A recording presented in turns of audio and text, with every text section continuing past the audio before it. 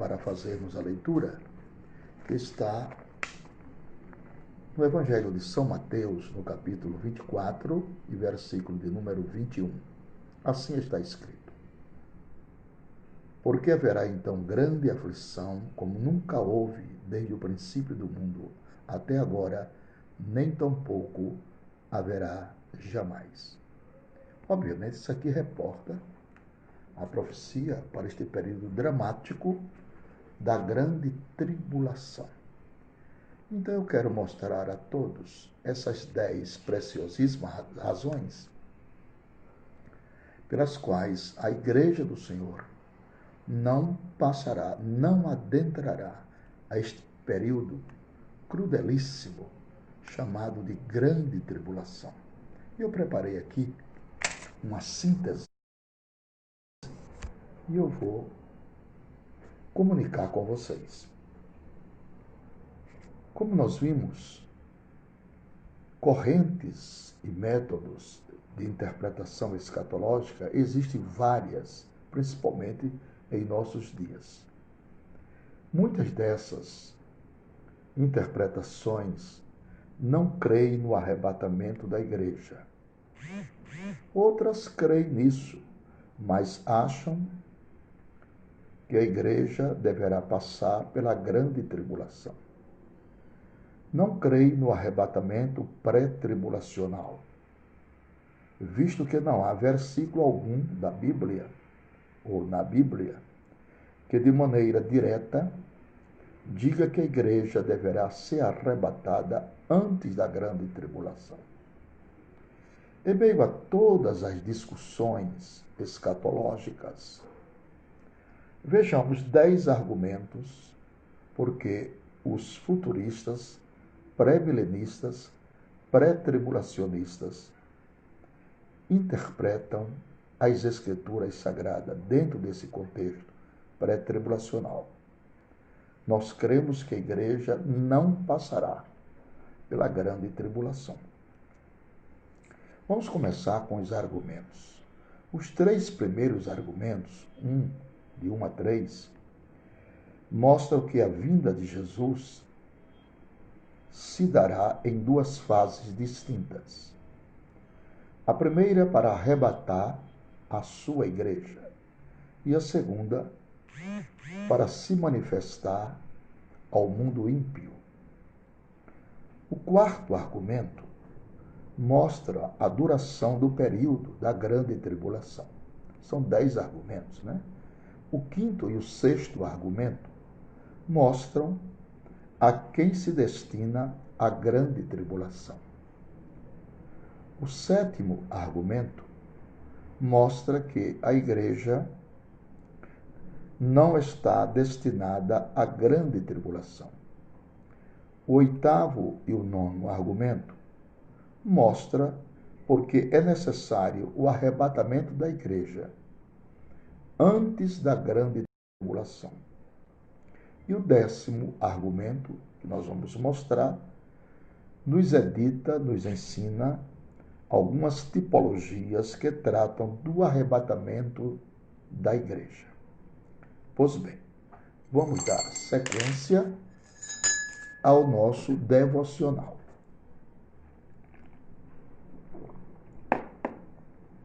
Por definição, a palavra vinda, já podemos ver que o arrebatamento e a manifestação de Cristo são 2 fatos distintos um do outro. Quando a Bíblia se refere à volta de Jesus, emprega sempre a palavra vinda em grego. Vamos continuar. Parousia ou parousia, que é igual a vinda, chegada, presença, volta, visita real, chegada de um rei, aparece 24 vezes no Novo Testamento. E também o outro termo designa a vinda de um rei para visitar uma cidade ou parte de seus domínios e abrange 2 fatos diferentes: harpazo e planeiroses. Harpazo e planeiroses. Harpazo quer dizer, eu arrebato, eu tomo a força, eu tiro. Aparece 14 vezes no Novo Testamento. Se refere à saída de uma comissão de pessoas proeminentes da cidade a ser visitada pelo rei, a fim de se encontrar com ele, obviamente com o rei, a caminho e depois acompanhá-lo em direção à cidade. O faneiroses do verbo é igual eu manifesto, eu compareço, sou conhecido. Aparece 51 vezes no Novo Testamento. Se refere à apresentação visível deste rei na cidade, a ser visitada e acompanhado pela comissão de seus cidadãos, que foi ao encontro no caminho. As três palavras acima, parousia, harpazo, faneiroses, estão relacionadas à vinda de Cristo. Ora, ainda vos declaramos por palavras do Senhor isto: nós, os vivos, os que ficarmos até a vinda do Senhor, de modo algum precederemos os que dormem. Depois nós, os vivos, os que ficarmos, seremos arrebatados juntamente com ele nas nuvens, e assim estaremos sempre com o Senhor. 1 Tessalonicenses, capítulo 4, verso de 15 ao 17. Então, será revelado o iníquo a quem o Senhor Jesus matará com o sopro da sua boca e o destruirá pela manifestação da sua vinda. 2 Tessalonicenses, capítulo 2, versículo de número 8. Pois bem, em grego será revelado o iníquo, a quem o Senhor Jesus matará com o assopro da sua vinda e com a manifestação do seu poder. Isto quer dizer que em grego há muitas palavras para falar vinda ou vir, mas quando se refere à vinda de Cristo, os autores bíblicos sempre empregam o termo parousia, que abrange essas duas fases, como por exemplo, Mateus 24, 3, onde os discípulos perguntaram: que sinais haverá de tua vinda e do fim do mundo? Vejamos aqui que a pergunta é dupla.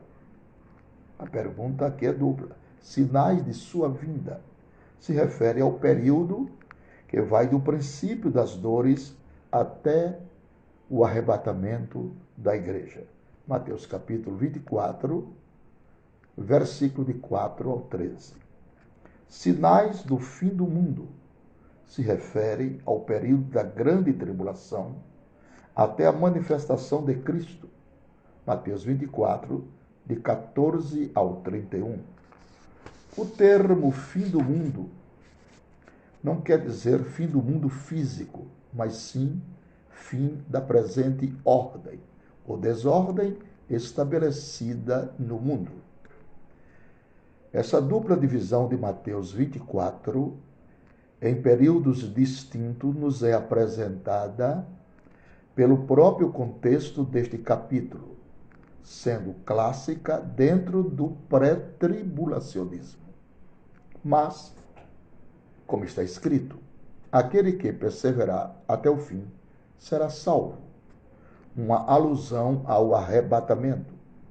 E este evangelho do reino será pregado em todo o mundo, como testemunha a todas as nações. E então virá o fim. Uma alusão à manifestação de Jesus em glória. Vamos ver a harmonização das referências bíblicas. Só é possível harmonizar todas as referências bíblicas que falam da segunda vinda de Cristo se nós aceitarmos que a mesma se dará em duas fases distintas. Caso contrário, teremos contradições irreconciliáveis. Vejamos alguns casos onde poderíamos ter tais contradições. Em João 14, verso 3, 1 Tessalonicenses 4,17, nós vemos que Jesus vem buscar seu povo, a sua igreja, para estar com ele para sempre.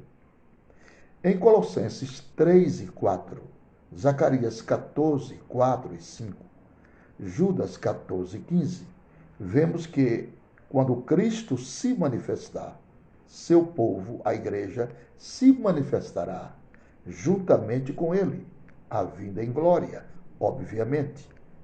Isso só será possível se antes a igreja tiver ido ao seu encontro. É claro, eu tenho certeza que vocês estão entendendo. Continuando o item anterior, vemos em 1 Tessalonicenses 4, 16 e 17, que no arrebatamento, Jesus só vem até as nuvens e os santos irão ao seu encontro. Em Zacarias capítulo 14, verso 4 e verso 5, vemos que quando Jesus se manifestar, descerá sobre o Monte das Oliveiras, a leste de Jerusalém, acompanhado dos seus santos. Em 1 Coríntios, capítulo 15, verso 52, 1 Tessalonicenses, capítulo 4, 16 e 17, e Romanos 8 e 23, lembre sobre a ressurreição dos mortos e a transformação dos vivos. A seguir, todos são arrebatados de modo brusco e instantâneo, sem que ninguém se aperceba, até que tudo já tenha acontecido. Em Mateus capítulo 24, verso 30, e Apocalipse capítulo 1, verso 7, nós vemos que a manifestação de Cristo será lenta. Haverá um sinal muito grande no céu, e todos o verão e se lamentarão. Em Hebreus capítulo 9, versículos 27 e 28, nós lemos que Jesus virá a segunda vez sem pecado, somente para aqueles que o esperam para a salvação. Conforme Romanos capítulo 13, verso 11, 1 Pedro capítulo 1 e versículo 5. Na manifestação de Cristo, de Mateus 25, 31 a 46, ele não virá para consumar a salvação para ninguém, mas sim para julgar os que ficaram e sobreviveram à grande tribulação. Joel capítulo 3, verso 11, 12, 13 e 14. Apocalipse capítulo 2 e 3 são interpretados como um resumo da história da igreja no decorrer dos séculos. Os capítulos 1 a 3 mencionam 19 vezes a palavra igreja. Em Apocalipse capítulo 4, versículo 1, vemos na pessoa de João uma figura da igreja já arrebatada. E nos capítulos 4 e 5, vemos os santos, a igreja, no céu, diante de Deus e do Cordeiro. Esses dois capítulos não mencionam a palavra igreja, pois os santos que foram para o céu, os glorificados, abrangem, além da igreja, os santos da antiga aliança, do Antigo Testamento, e também os santos mortos durante o período da grande tribulação. Os capítulos de 6 a 18 do Apocalipse se referem à grande tribulação especificamente. E nesse trecho não é mencionado a palavra igreja nenhuma vez, o que implica que ela já não estará aqui neste período. Embora haverá remanescentes de santos e novos conversos durante o período. Somente após Apocalipse 19, verso de 7 a 9, a igreja volta a ser citada por ocasião da manifestação de Cristo. Mas, literalmente, a palavra igreja só voltará a ser citada uma única vez, em Apocalipse, capítulo de número 22 e versículo de número 16. Em continuação ao item anterior, nós vemos Apocalipse 19, versículos 7 a 9. A igreja reunida para as bodas do Cordeiro. Veja também Evangelho de São Mateus, capítulo 25, versículo de número 10. Em Apocalipse, capítulo 19, versículo de 11 ao 14, logo após as bodas do Cordeiro, Jesus vem com seus santos para implantar o seu reino sobre a terra. Obviamente, isso só será possível se os seus santos já estiverem antes com ele no céu. Paulo diz em Tito, capítulo 2, verso 13, que aguardamos do céu duas coisas importantes e distintas.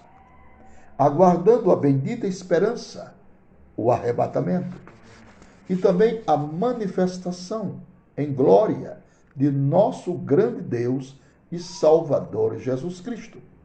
Veja também Mateus, capítulo 24, versículo 30. Paulo, em 1 Coríntios, capítulo 15, e verso 51, ele diz que o arrebatamento é um mistério. Veja também Efésios, capítulo 3, verso de 2 até o versículo 10. Por dois motivos. Em primeiro lugar, porque nunca foi mencionado no Novo Testamento, melhor dizendo, nunca foi mencionado no Antigo Testamento, sendo, portanto, algo desconhecido para os judeus. Em segundo lugar, porque é impossível dizer quando o arrebatamento ocorrerá. É impossível. Ele virá a hora em que não penseis, conforme Mateus 24 e 44. Em Daniel, capítulo 9, verso 25 a 27, vemos que a manifestação de Cristo não é um mistério por dois motivos. Em primeiro lugar, porque é mencionado no Antigo Testamento, Daniel 7, 13 e 14, Isaías 52, versículo de número 8. Em segundo lugar, porque uma vez que ocorra o arrebatamento e o tratado de paz entre a besta e Israel, será perfeitamente possível determinar quando ocorrerá a manifestação de Cristo. O arrebatamento não pode ser determinado com precisão quando ocorrerá. Acabamos de ver que o arrebatamento não pode ser determinado quando ocorrerá, mas é algo eminente. O próprio Senhor Jesus disse que virá como um ladrão de noite. Mateus capítulo 24, versículo 42 ao 44. Apocalipse capítulo 3, verso 3. Apocalipse 16, verso 15. Ou seja, é impossível determinar quando virá. Portanto, o arrebatamento só pode ser pré-tribulacional. Se o arrebatamento fosse pós-tribulacional ou mid-tribulacional, poderia ser facilmente determinado quando ocorreria, pois em Daniel 9, 27, vemos que a grande tribulação tem duração fixa de 7 anos e que começará com o tratado de paz entre Israel e a besta. Portanto, quando esse tratado ocorrer, os pós-tribulacionistas e os mid-tribulacionistas já saberiam como calcular, a fim de saber quando ocorreria o arrebatamento. A duração do período da grande tribulação. Em Mateus capítulo 24, versículo 15 e versículo 21, vemos que a grande tribulação também é chamada de abominação da desolação. Comparando-se com Mateus capítulo 24, versículo 15 e versículo 21, Daniel 9, 27 E também Daniel 8:13, 11:31, 12:11. Vemos que a grande tribulação corresponde à semana 70 da profecia do anjo Gabriel ao profeta Daniel. As 70 semanas aí mencionadas correspondem à semana de anos. Portanto, a grande tribulação, ou semana 70, terá duração de 7 anos.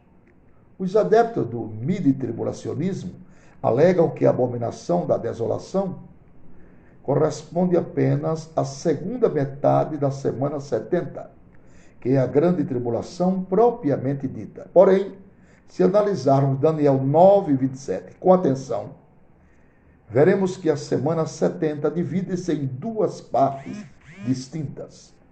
A primeira metade será um período de paz, aparentemente, e terá duração de 1260 dias.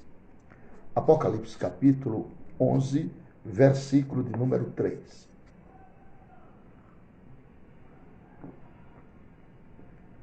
A segunda metade será a grande tribulação propriamente dita e terá duração de 1260 dias. Apocalipse 12, verso 6. Ou 42 meses. Apocalipse 11, verso 2. Apocalipse 13, verso 5. Ou 3 tempos, quer dizer, 3 anos e meio. Daniel 7, 25. 12, verso 7. Apocalipse 12, verso 14. Portanto, meus queridos irmãos, a duração total do período da grande tribulação será de 7 anos, o que confirma a identificação com a duração das 70 semanas de Daniel. A grande tribulação visa o povo impenitente de Israel. Em Daniel 9:24, o anjo Gabriel diz que 70 semanas estão destinadas ao seu povo, ao povo de Daniel, portanto, aos israelitas, e a sua santa cidade, Jerusalém. Gabriel também diz que essas 70 semanas visam purificar a Israel de seus pecados, preparando-os para a sua restauração. Daniel 9, 25 e 26. Comparar com Jeremias capítulo 30, verso de 4 a 11, Deuteronômio capítulo 4, verso 29 e verso 30. Embora a igreja seja chamada de Israel de Deus por algumas pessoas, conforme Gálatas capítulo 6 e verso 16, literalmente ela não é Israel. E, portanto, a grande tribulação não é destinada a ela, a igreja. Além disso, vale acrescentar que a igreja não precisa de qualquer período de tempo ou de tribulação para se purificar de seus pecados, porque quem está em Cristo já está limpo de suas transgressões, conforme 2 Coríntios 5:19. As coisas velhas se passaram e tudo se fez novo. De acordo com Daniel capítulo 9, verso 25 e verso 26, vemos que há um intervalo de tempo entre a 69ª e a 70ª semana. Esse intervalo de tempo corresponde à dispensação da graça, ou seja, à dispensação da igreja. A grande tribulação visa os povos gentios impenitentes. Apocalipse capítulo 6, verso de 15 a 17. Jeremias capítulo 30, verso 8 e 9. Identificam a grande tribulação como sendo o período da ira de Deus. Por outro lado, em 2 Tessalonicenses capítulo 2, verso 10 a 12, vemos que a ira de Deus é destinada a todos os que não quiseram a salvação. A igreja não está destinada à ira, mas para a aquisição da salvação. 1 Tessalonicenses 5, verso 4 até o verso 9. E 1 Tessalonicenses 1, verso 9 e verso 10. Romanos capítulo 5, versículo 9. E nem precisa de um período de tempo para se purificar de seus pecados, pois quem está em Cristo já está limpo dos seus pecados. 2 Coríntios capítulo 5, versículo 19. Vale acrescentar que, de acordo com 1 Tessalonicenses, capítulo 4, versículo 5 e versículo 9, a ira de Deus será derramada sobre a humanidade após o arrebatamento da igreja. Por fim, vemos em Isaías capítulo 26, verso 20 e 21, que o povo do Senhor ficará abrigado até a ira de Deus passar. Jesus exorta a igreja a vigiar, a fim de escapar da grande tribulação. Todas as referências bíblicas que falam da grande tribulação sempre se refere a Israel impenitente, ou então aos gentios igualmente ímpios. Em nenhuma dessas referências há qualquer menção à igreja. Vejamos Deuteronômio capítulo 4, verso 29 a 31. Isaías capítulo 13, versículo 9 a 13. Jeremias capítulo 25, verso 29 a 33. Jeremias capítulo 30, verso 4 a 11. Ezequiel capítulo 20, verso 33 a 39. Daniel capítulo 9, verso 24 a 27. Daniel capítulo 12, verso 1 e 2. Mateus capítulo 24, versículo 15 a 31. 1 aos Tessalonicenses capítulo 1, verso 9 e 10. 1 aos Tessalonicenses capítulo 5, verso de 4 a 9. 2 Tessalonicenses capítulo 2, verso de 3 a 11 e assim sucessivamente. É curioso, meus irmãos, observar que de Apocalipse capítulo 6, verso 1 ao capítulo 18, verso 24, temos o período correspondente à grande tribulação. E nesse trecho, a igreja não é mencionada nenhuma vez, sendo mencionada novamente de maneira indireta somente em Apocalipse, capítulo 19, versos 7 e 8, por ocasião da manifestação de Cristo com os seus santos. A palavra igreja só é citada novamente em Apocalipse, capítulo 22, verso 16. Obviamente, anterior à grande tribulação, haverá o princípio das dores, o qual a igreja terá que enfrentar. Mateus capítulo 24, verso de 3 a 13. Quando as dores começarem, isto servirá de sinal para nós na qualidade de igreja, indicando que a sua redenção está próxima. Lucas capítulo 21, versículo 28 até o versículo 31. Jesus exorta a igreja a vigiar para ser digna de estar em pé e pode se livrar de todas as dores que estiverem por vir. Lucas capítulo 21, verso 34 ao verso 36. A igreja de Filadélfia representa a igreja fiel do final dos tempos. Vamos em Apocalipse 3 e 10, que a mesma será livrada da grande tribulação, que há de vir sobre o mundo, e não sobre a igreja fiel de Jesus. É necessário que haja a retirada da igreja para que se inicie o período dramático da grande tribulação. Uma personagem marcante do período da grande tribulação será a besta mencionada em Apocalipse capítulo 6, verso 1 e 2, capítulo 13, verso de 1 a 10, e 2 aos Tessalonicenses capítulo 2, verso de 3 ao 12. No entanto, antes é necessário que o Espírito Santo seja retirado para que se manifeste este homem do pecado. 2 aos Tessalonicenses, capítulo 2, verso de 6 ao 8. A igreja e, consequentemente, todos os salvos é identificado como sendo o templo do Espírito Santo. 1 Coríntios 3, 16 e 17. Capítulo 6, verso 19 a 20.